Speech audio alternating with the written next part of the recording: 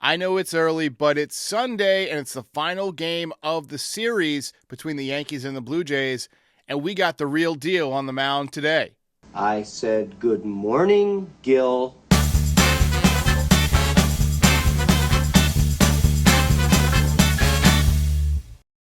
What's going on, Derek? Brian? Had to say real quick, I heard a bunch of negative comments about the bullpen tonight. The pitching in general didn't look good. We still won this game, but guys, remember, over the past couple years, the pen and the staff, for that matter, have been the best part of the team. It hasn't been the hitting. So let's hope they just get into stride, kick it into gear, and just can cruise the rest of the year, because they still got to find their roles. This isn't the same exact staff we've had. But Matt Blake, I think the guy knows what he's doing, so we should be good.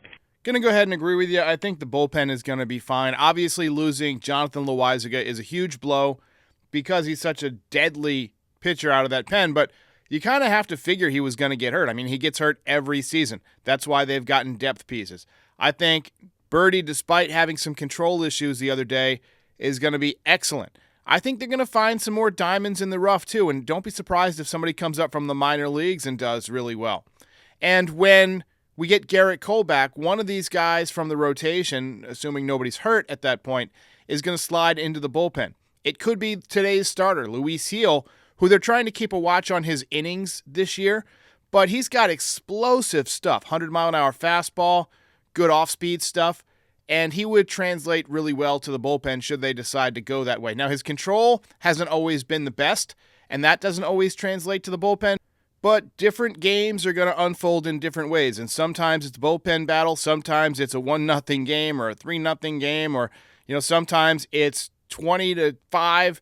Every game is like a fingerprint. It's different. And sometimes you're going to have to rely on the bullpen a little bit more. Earlier in the season, typically the Yankees do rely on the bullpen a lot because the starters aren't stretched out completely yet. Hi, this is Hugh from Brooklyn, and I'm still very down on Boone. That's always going to be a problem. He's in our dugout. Once we hit the playoffs, that's always going to be a major problem. He still has Stanton batting cleanup. At one time, he had Gallo batting cleanup in the playoffs. Look, there's always going to be a faction of fans that hate the manager, that want to fire the manager, and so forth. But right now, the team's in first place, and I don't think we have much to complain about. We're in first place without Gerrit Cole, and with several guys on our team that really have not hit yet. I think we should hold off on calling for Aaron Boone to get fired until we actually start playing poorly. And let's not forget, Aaron Boone isn't the person that builds the roster. It's not his fault that the Yankees were stacked with right-handed hitters over the last several years. And bringing in Joey Gallo, you mentioned that was just an error on the front office's part. They didn't do the background on this guy. They thought he would succeed in New York, but he was a complete head case. And now, he's still floating around the league, but no good teams will touch him. What is up with the bullpen giving up so many runs in the ninth inning last night? What is up? Like I said, what is up with the bullpen? It was an unusually bad night for the bullpen. Actually, that's 2 days in a row that the pen hasn't looked particularly great. Birdie with the control problems yesterday. Hamilton unusually not sharp last night. Clay Holmes obviously came in and got the job done, but he allowed both inherited runs to score. So yeah, not a great night for the pen, but it was a cold night, and when you're pitching in cold weather, a lot of times you can't really feel the ball that well. It gets very slick, and you're not allowed to put any kind of substance on the ball. We had an issue a couple of years ago with people putting spider tack. It's like a sticky substance on the ball. We've had people try pine tar, all sorts of stuff. I think MLB needs to come up with a ball that's got a bit more of a grip to it. In Japan, they use a tackier ball that even when it's cold, the pitchers can grip. And there's a lot of games in domes in Japan, so, there's that. But I do think that MLB needs to look into the ball. Also, MLB needs to look into this pitch clock. I like that it's shortening the game a little bit, but it's definitely causing more UCL injuries. We're getting a lot of guys injured. It's not good for the sport. But like I said last night, too, there's this other thing to consider. Maybe pitchers need to alter the way they're pitching. Maybe you can't go max effort on every pitch anymore. Just something to consider. All right, thanks for the call. Let me tell you, Marcus Stroman looks good, dude. And it's funny that I'm saying that because I'm not a tattoo guy. I hate tattoos. He's got like some gold-plated teeth or something, which I'm also not a fan of at all. But he just looks good on the mound, man, with that chain shining and the way he wears his uniform and his pitches he's throwing with the slurve and the splitter and man, he's nice out there. On the other hand, Verdugo, man, he looks like an idiot, dude. I'm happy the Yankees said to him, you got to wear less chains because he just looks stupid with 20 chains on. I mean, come on, what are we, little kids out here? You're a Yankee. You got to be presentable. You got to look the part, So, but yeah, just a funny little voicemail. Talk to you later. Bye.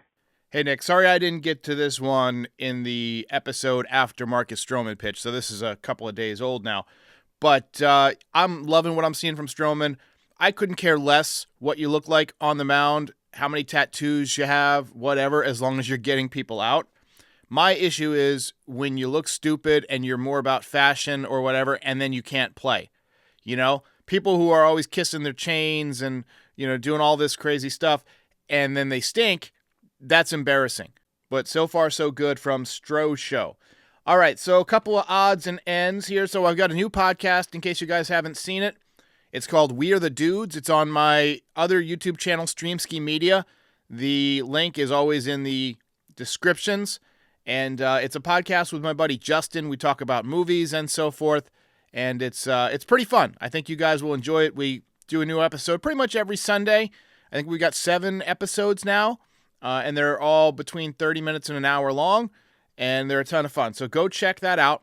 I'll be back with the postgame today. You might notice we've got a lot of new things with the postgame this year. I'm showing the full screen highlights at the beginning of the show so that people who join just for the highlights are able to get that quickly.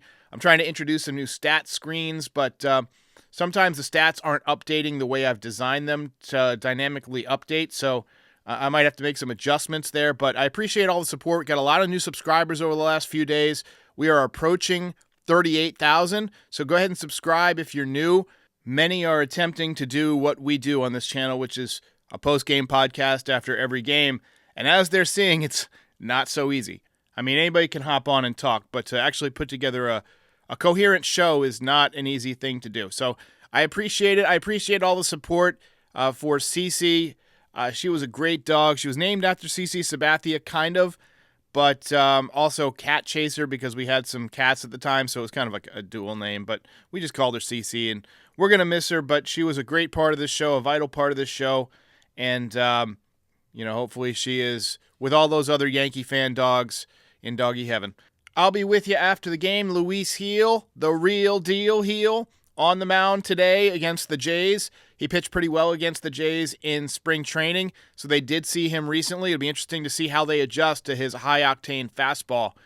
But MLB needs to address this UCL problem. Let me know in the comments and call in. By all means, we're going to do a voicemail show after every single post-game podcast this year. So we do a podcast after the game.